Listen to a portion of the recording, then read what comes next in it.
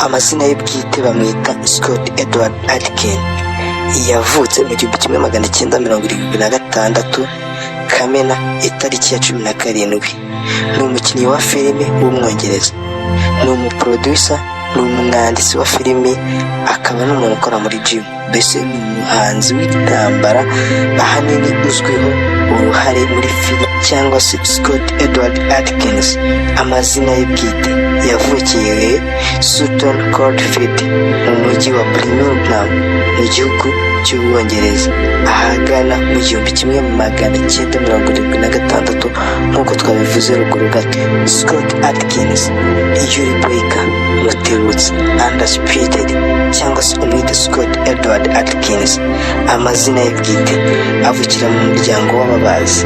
Yabanje gukunda ubuhanga bwo kurwana afite imyaka 10 ubwo yasuraga Judo Club ari kumwe na se n'umuvandimwe we bavuganaga bwite. Scott Adkins afite umugore witwa Lisa Adkins. We n'umugore we Lisa Adkins bafatanye abana babiri, umwana umwe witwa Carmel Adkins hamwe n'undi mwana witwa Joshua Jack Adkins. Uyu mugore wa Scott Adkins, Lisa Adkins, ni umusociology and academics. Kuva mu mwaka wa 2018 afite impamyabumenyi yo muri kaminuza ya Sweden, ari naho ayobora ishuri ry'ubumenyi mbonezamubano mu politiki, social and political science mu ndimi zo hanze. Scott Edward Adkins afite uburebure bungana na metero 1.8, akaba afite ibiro 80. Scott Edward Adkins akaba akoresha urubuga rwa Instagram, aho username yiwe cyangwa izina akoresha wandika The Scott Adkins byose bifatanye. Afite followers 2.6 akaba we afollowinga abantu 349. ni ukuvuga ubu igihe yatangiye kuyikoresha amaze gupostinga ibintu 1,155. Scott Adkins afite imyaka 13 nibwo gukunda umukino wo kurwana warushijeho kwiyongera, ari nabwo yahise atangira kwitoza mu ishuri rya taekwondo. Scott Adkins cyangwa se Yuri Boyka kuva ku myaka 16 yatangiye kandi kwitoza kickboxing hamwe na Anthony Jones. Byarangiye abaye umwarimu wa kickboxing mu ishyirahamwe ry'abakaratika babigize umwuga.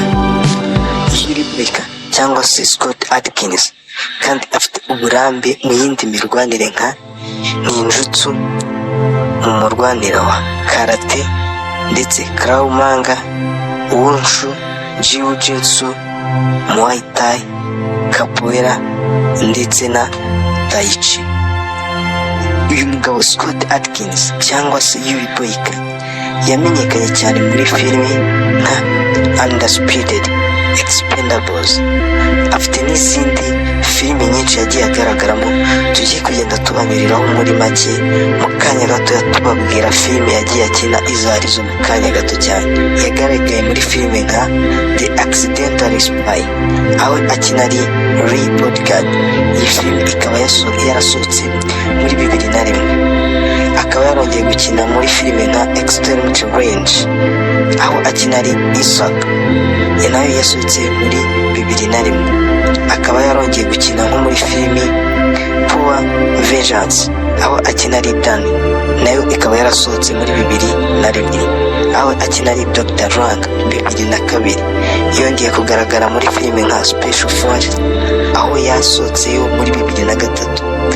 yagaragaye muri filime nka The Medallions aho akina yitwa Hatchman, nayo yasohotse muri 2003. yasohotse muri filime nka Unleashed aho akina ari Swimming Pool Fighters, yasohotse 2005.